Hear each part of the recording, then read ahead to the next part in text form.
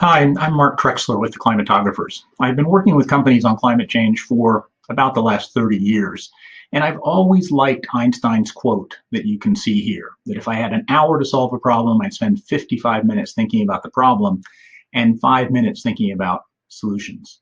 Now, that's relevant to thinking about climate change as a wicked problem in particular, and all I'm going to do in this video is show you how the climate web is set up to help explore the interface between climate change and wicked problem solving, particularly when it comes to business.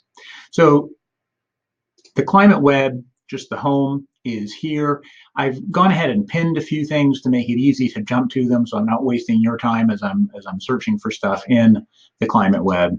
But the topic of wicked problems goes back quite a ways to this 1973 paper.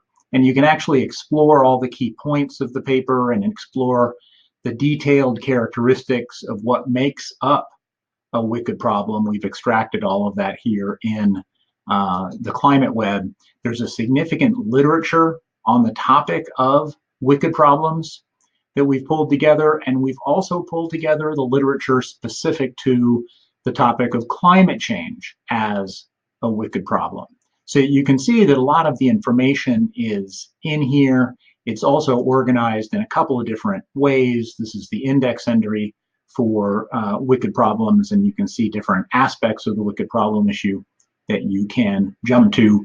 One of the things that makes climate change such a wicked problem is just the variety of factors that contribute to climate change, and it's a pretty remarkable number. And it really just makes climate change a particularly hard nut to crack, not only from the standpoint of society, but from the standpoint of business decision making. Now, when I jump over to this last pinned set of information in terms of showing all of the topics in the climate web that are directly relevant to how businesses can be thinking about, assessing, responding to climate change as a variable, as a problem that is a wicked problem. Typical solutions don't work for wicked problems, and if you are not thinking of a wicked problem in that light, you're very unlikely to make much progress on solving it.